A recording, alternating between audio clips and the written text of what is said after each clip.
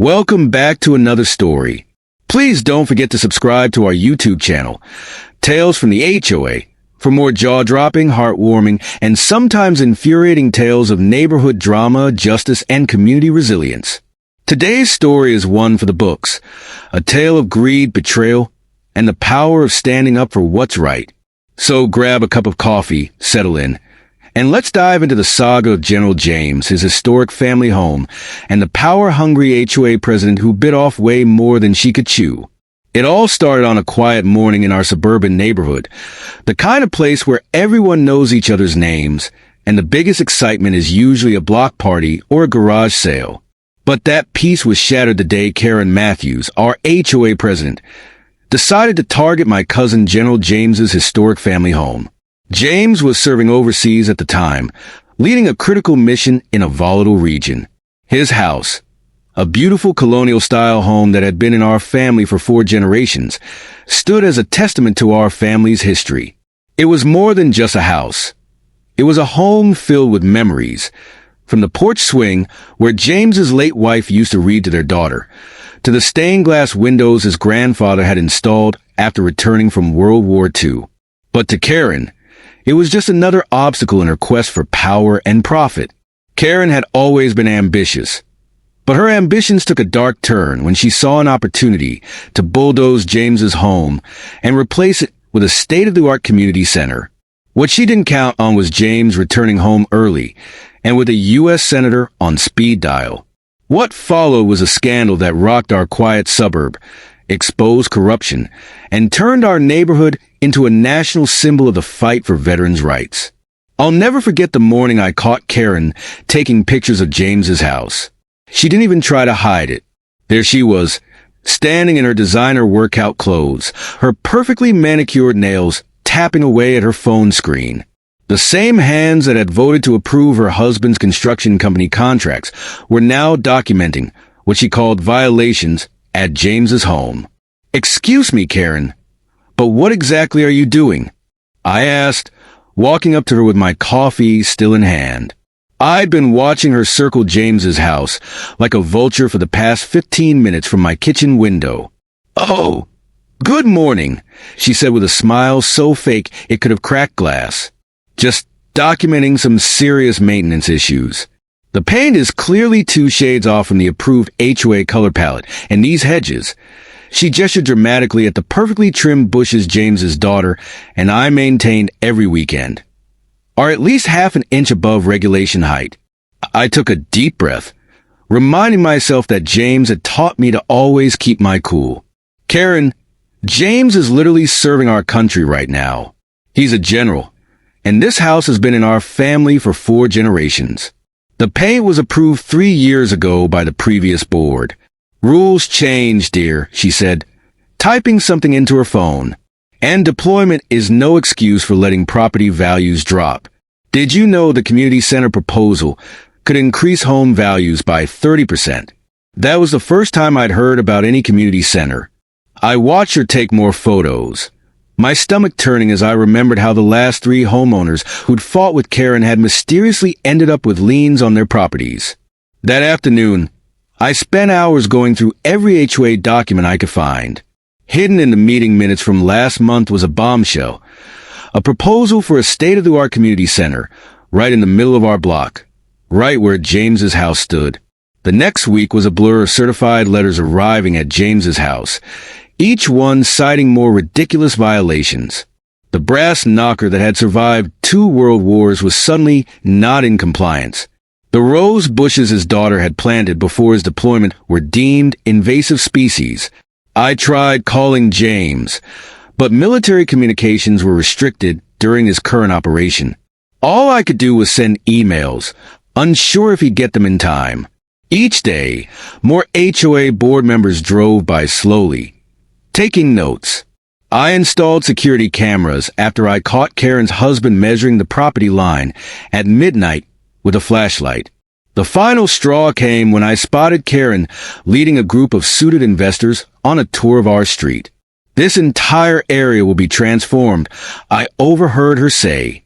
"The outdated structures will be removed, starting with that eyesore She pointed directly at James's house. That night, I called James's daughter, Sarah, at college. Something's wrong, I told her.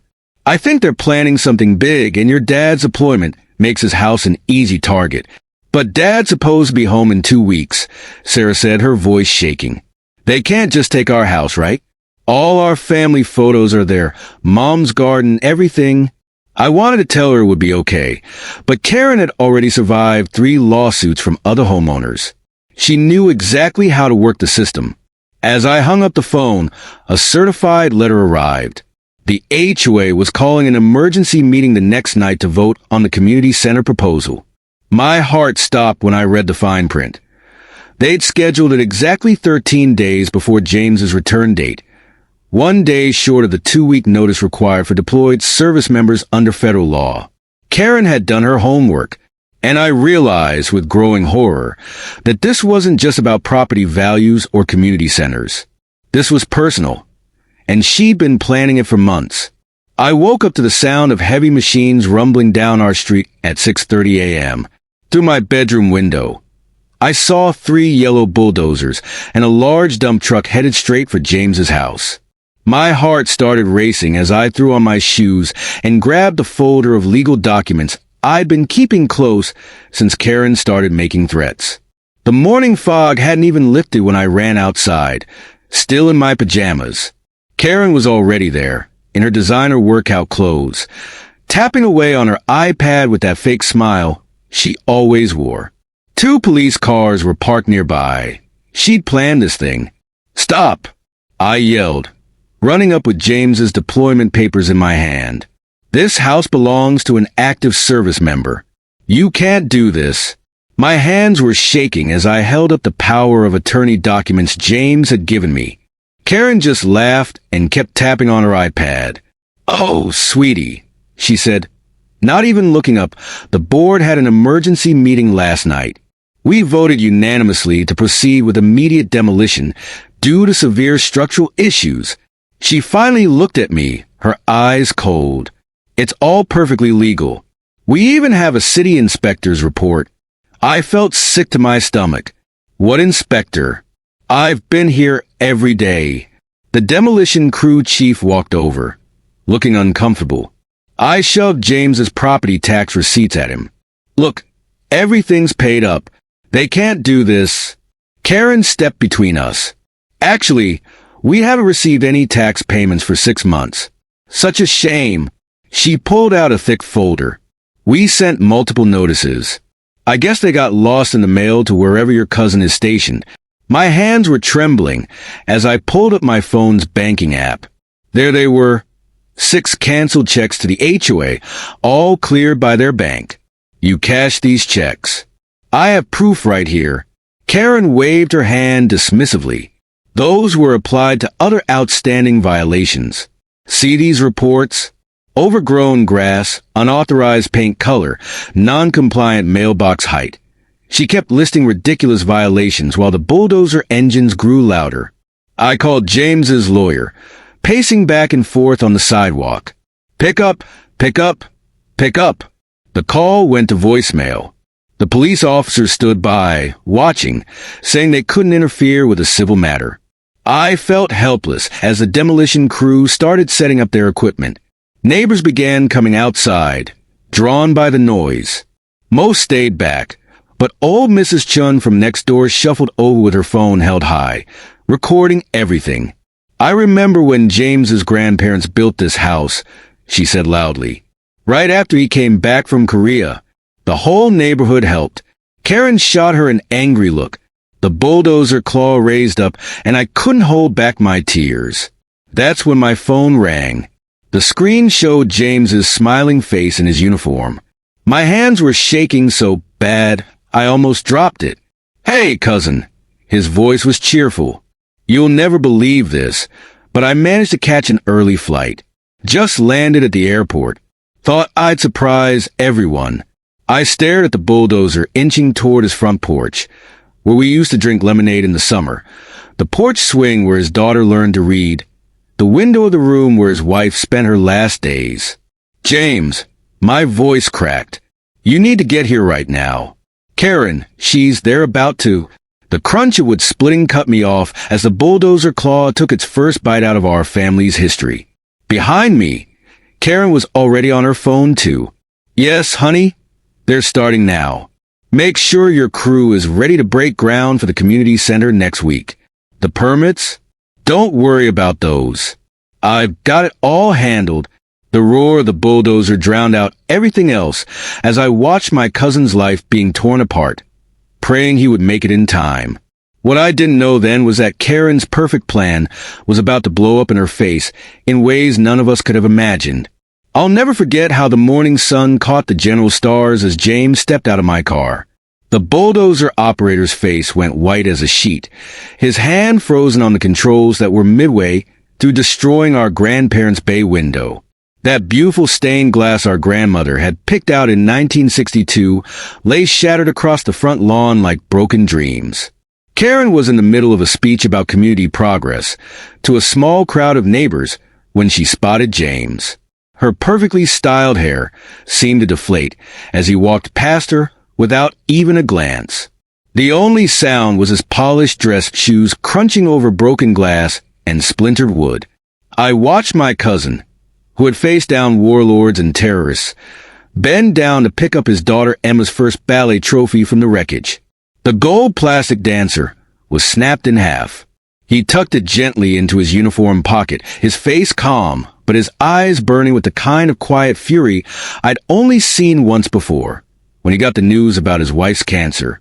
Ma'am, he addressed Karen with such military courtesy it made her flinch. I believe you're standing on my property. He pulled out a weathered document from his briefcase. This land deed dates back to 1947, when my grandfather returned from World War II. I'm curious about when exactly the HOA acquired the right to demolish it. Karen tried to recover, waving her HOA papers like a shield. The board's decision was unanimous, General. Your cousin was informed. We have all the proper documentation. James held up his hand, and Karen stopped mid-sentence like a schoolgirl caught passing notes. He pulled out his phone, pressed a single number on speed dial, and waited. The crowd of neighbors leaned in, not wanting to miss a word. Bill? Yes, it's James. Remember that talk we had about local government overreach? He paused, looking straight at Karen. Well, you won't believe what I'm looking at right now. Yes, that property. The one my grandfather willed to me. The one protected under the Service Members Civil Relief Act. Karen's face changed from red to pale as James mentioned the federal law protecting deployed service members' property rights. But it was his next words that made her grab her designer purse like a life preserver. Yes, Senator Williams, I think your committee would be very interested in how the HOA handled the situation. He listened for a moment. And bring the press? That's very thoughtful of you, Bill. See you in an hour. The demolition crew was already backing away, making excuses about lunch breaks and wrong addresses. Karen's husband, Tom, who I'd seen bragging at the mailbox about his construction company's guaranteed contract for the new community center, was suddenly very interested in his shoes. James walked the perimeter of his ruined home, taking photos with his phone. He paused at his daughter's bedroom, or what was left of it. The walls were still standing, but the roof was gone. Emma's space posters fluttered in the breeze like surrender flags. The sight of her NASA bedsheets mixed with broken roof tiles made my throat tight. Sir, a young woman stepped forward from the crowd. I recognized her as Sarah from 3 Doors Down, always too scared to speak at HOA meetings. I have videos of everything. They started at dawn. Ignored your cousin's legal papers.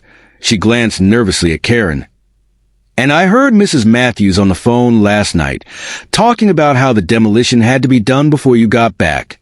More neighbors stepped forward, offering cell phone videos, copies of emails, meeting minutes. It was like a dam of fear had broken. Everyone had a story about Karen's threats and the HOA's bullying, but no one had dared to speak up until now. James thanked each person, taking their contact information with the same attention to detail he'd used planning military operations. I could almost see the strategy forming behind his eyes. He hadn't just come home to a destroyed house. He'd walked into a war zone of small-town politics and corruption. Sirens wailed in the distance, getting closer. Karen's phone buzzed with a news alert. Her face went from pale to gray as she read it. Decorated general's home demolished while deployed. HOA under federal investigation. James straightened his uniform and turned to address the growing crowd of neighbors, many now holding up phones to record. My grandfather built this house with his own hands after fighting for our country. He taught me that some things are worth fighting for, even if the battlefield is in your own backyard. He smiled, but it wasn't a happy smile. I do believe the real estate lawyers are about to arrive, Karen. I hope you kept good records.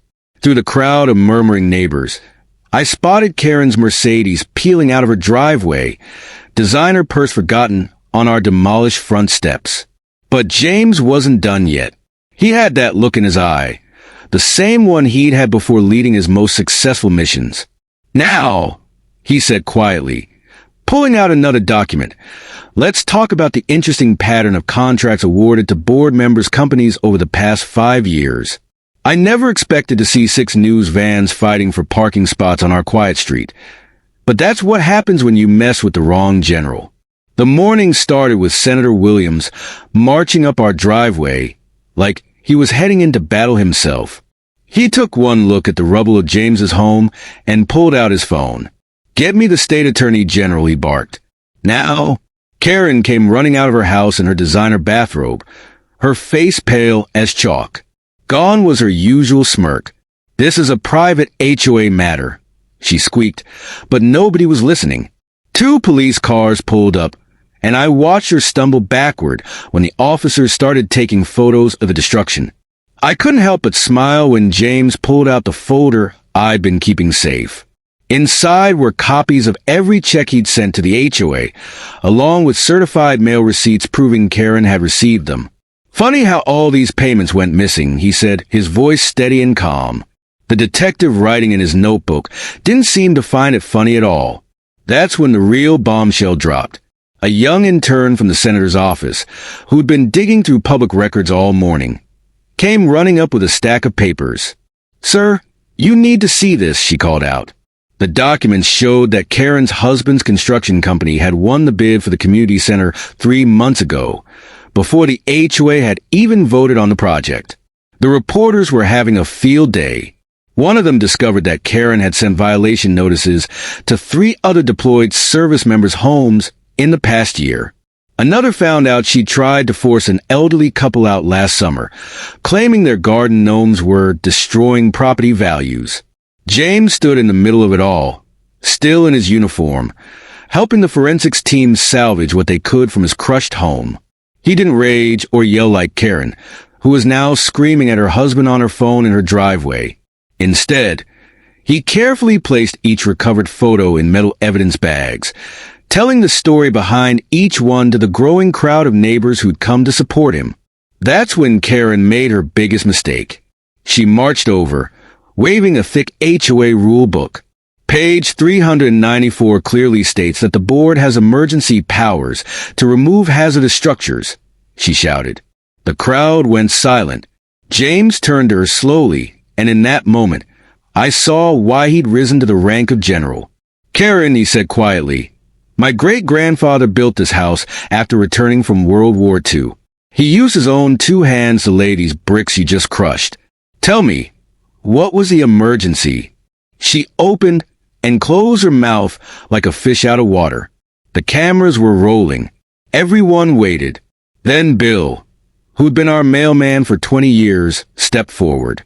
"I have something you all need to see," he said, pulling out his phone. He'd taken a video yesterday of Karen and her husband walking around James's property, measuring and marking spots. "They were talking about where the gym would go," Bill said. This was before any vote happened. The state attorney general himself arrived just as Karen's husband pulled up in his Mercedes. He took one look at the scene and tried to drive away, but a police car was already blocking his exit. Inside his briefcase, they found the real smoking gun. Blueprints for the community center, dated 2 months before James's house was even marked for demolition. But Karen had one last desperate card to play, and none of us saw it coming. She pulled out a document that made. Thank you for watching, and meet you in next episode. Don't forget to subscribe.